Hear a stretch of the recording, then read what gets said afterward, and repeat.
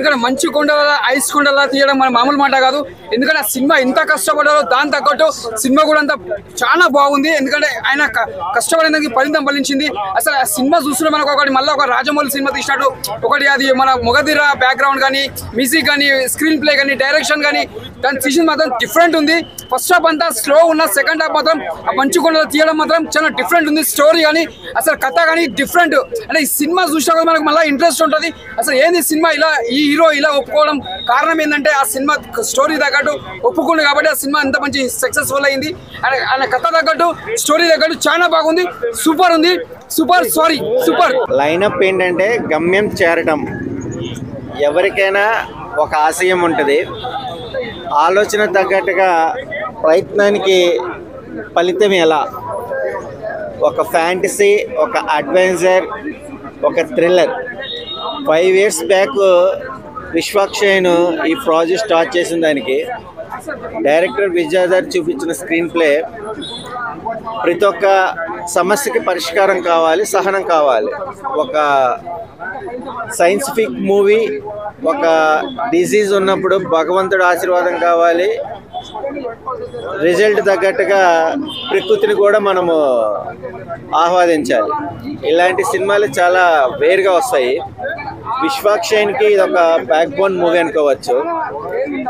మహాశివరాత్రి పరమేశ్వరుడి ఆశీస్సులతో గ్రాఫిక్స్కి ఎక్కువ ఇంపార్టెన్స్ ఇచ్చిన గట్స్ తగ్గట్టుగా అయిన పర్ఫార్మెన్స్ చాలా ఎక్సలెంట్గా ఆడియన్స్ పల్స్కి క్యాచ్ అయ్యే విధానంగా ఒక డిసీజ్ ఉన్న పర్సన్స్కి మెడిసిన్ ఎంత ఇంపార్టెంటో మనోధైర్యం అన్న లీడ్ అనేది చాలా అద్భుతంగా ప్రజెంటేషన్ చేశారు.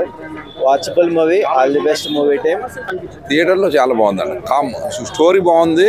అసలు కదలకుండా కూర్చోబెట్టింది అసలు ఎవరిని. -Degree 5 years continuation. 3 times వెళ్ళి వచ్చేటప్పుడు కంటిన్యూషన్. సినిమా అద్భుతంగా ఉందండి.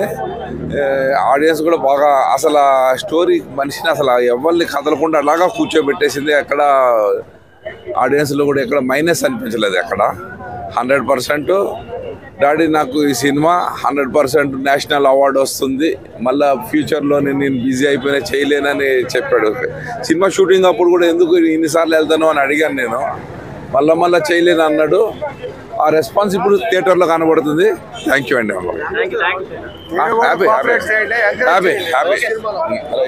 మాస్ లుక్ లా అంటే మాస్ లుక్ లా క్లాస్ లుక్ వేసిండు, కానీ దీంట్లో ఒక డిఫరెంట్ రోల్ గా గెటప్ అయినా సెటప్ అయినా డైరెక్టర్ గారు బాగా కొత్తగా చూపించిండు. కొత్తగా ఇంట్రెస్టింగ్ అనిపించింది అన్న స్టోరీ. నాకైతే బాగా అనిపించింది అన్న స్టోరీ.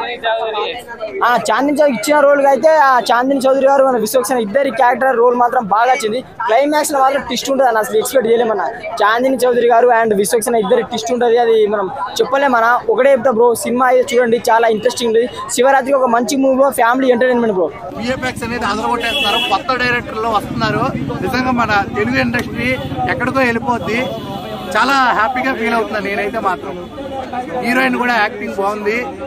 దీనికి ప్లస్ ఏంటంటే హీరో, డైరెక్టర్, అలాగే స్టోరీ, స్క్రీన్ ప్లే కూడా అన్ని బాగున్నాయి. ఈ సినిమాకి రేటింగ్ అయితే మాత్రం 3.5 ఇస్తాను 5కి.